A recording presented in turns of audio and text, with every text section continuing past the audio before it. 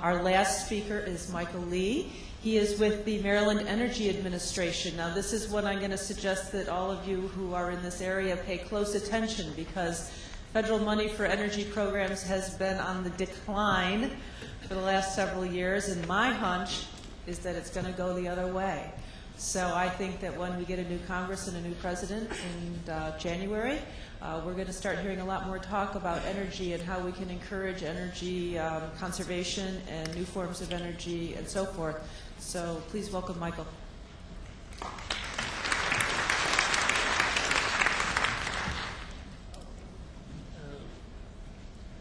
So we're going to cruise right through this because I've had all session to finish my cup of coffee, so I'm highly caffeinated now.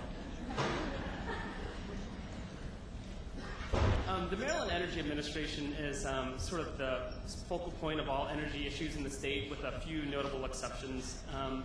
And we're really there to do two main things. One is to be the advisor to the governor on energy policy and energy issues.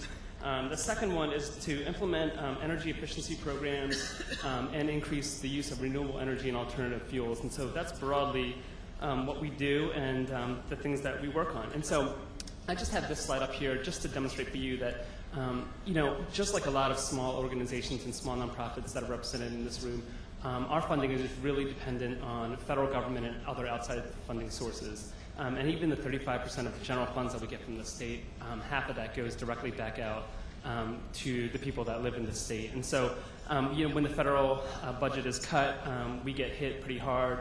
And when we have to cut, when the federal budget cuts, 10% out of our energy funding that we get, that really means that we have to reduce staff. And so we feel the pressure that a lot of the smaller organizations out there feel.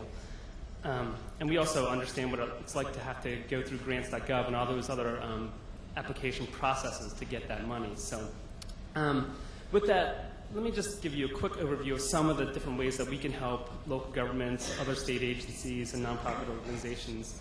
And we really do it through two mechanisms. One is loans. It's because in a lot of these energy efficiency programs that we run, the real hurdle is the capital investment up front, because when you reduce your energy consumption, you have lower bills, and so there's an operating cost savings. And so what we try to do is to provide that gap, which is to help you have the capital dollars to do that. And so we've given the University of Maryland $500,000, $1 million a year to help them improve their energy efficiency. And we can do that for local governments and nonprofits. And so there's all this information on our website, so I won't go into the details. But we also do grants. We do grants for solar, geothermal, wind. When cities and other municipalities want to, buy vehicles that run on alternative fuels like compressed natural gas or ethanol, we can help them do that. But as you can imagine, we have very limited funds to give away, and so we try and put those in the best hands possible. Just to give you a snapshot, this is where we get a lot of our funding from, and hopefully it'll sort of spark some interest in you guys and where you guys can get some of your funding from. And as you can see, there's a variety of different places where it comes from. Just some of the things that are out there now, we know that a lot of the local governments are battling rising prices for both fuel and electricity, and we really want to be the resource that can help you address those in a long-term sustainable way. And so we do that by helping you reduce your energy consumption in your buildings. And so sometimes that happens through loans, sometimes that happens through grants, and sometimes that happens just because you need a little bit of technical assistance. A lot of local governments don't have specific staff dedicated to dealing with energy issues, and we recognize that, and so we try and help as much as possible. And then, the federal government as well, if you are a large industry and you need help reducing your energy consumption, there's a lot of things that we can do in terms of hooking you up with the right technical assistance.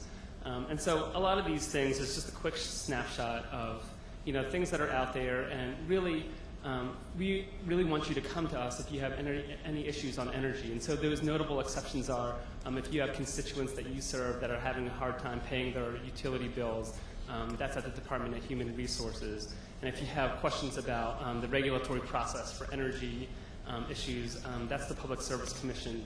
But really anything else that doesn't fall into those two categories, we would love to be able to help you out at the Energy Administration. So with that, my contact information is up here, and we'll turn it back over.